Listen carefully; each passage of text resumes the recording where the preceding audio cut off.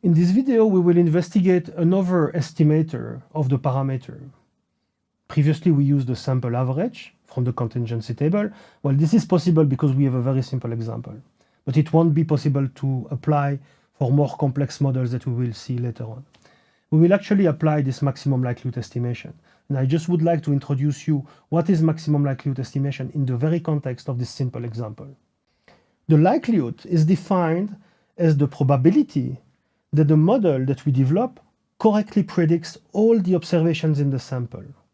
So to calculate it, we select each individual in the sample, n, there are n of them, and for each of them, we calculate the probability of the explained variable, here the ownership of the electric car, given the explanatory variable, here the age. So in our example, this is relatively simple to calculate because we can calculate a contribution of this likelihood from each cell of the contingency table. So this is the first cell of people of age category 1 who own an electric car.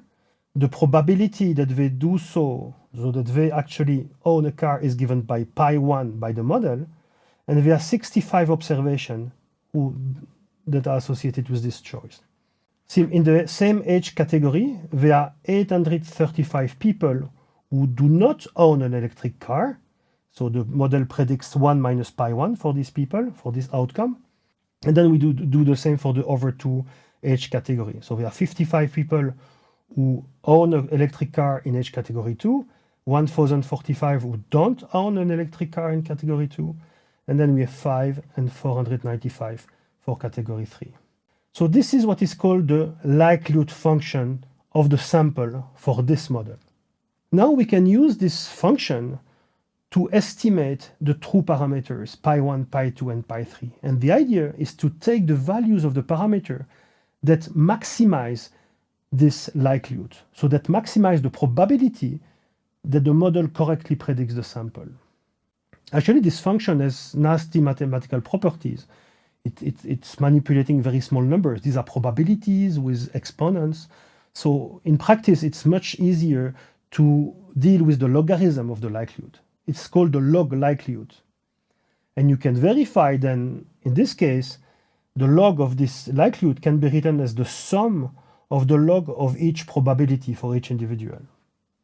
The log likelihood is a probability, so it's between 0 and 1. And now because we take the log of this, we have something which is always negative.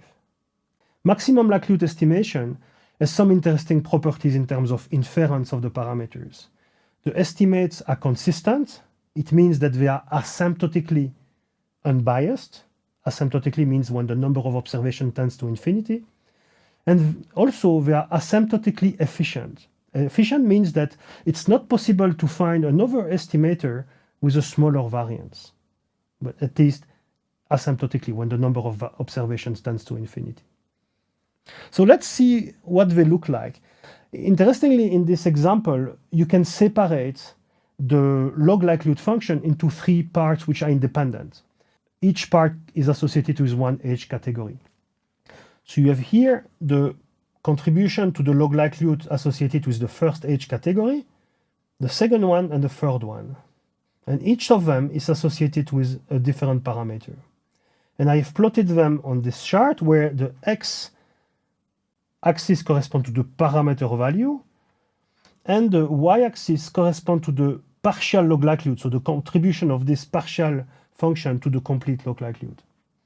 And when you look at it, you can find the maximum. So for the blue curve, which is corresponding to parameter pi1, the value of pi1 that maximizes this blue curve is equal to 0.072. This is the estimates of pi1 given by maximum likelihood.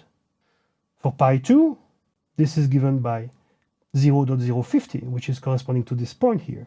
And for pi3, this is equal to 0.010, which is the maximum of this third partial log likelihood. As you may notice, interestingly, the estimates that we obtain here using maximum likelihood estimation are exactly the same as we obtain using the sample average from the contingency table, because the example is simple. Now, in practice, for more complex models, the likelihood function is not always separable. It will be more complicated to maximize, But still, the idea is exactly the same. We write the log likelihood function by adding all the contribution of each observation in the sample, and then we find the value of the parameters that maximize this value. Once we have estimated the value of the parameters using maximum likelihood estimation, we are back to the question about what is the validity of these estimates. In this simple example, we will do some hypothesis testing. So I suggest that you go and read the text on hypothesis testing that is provided on the web page.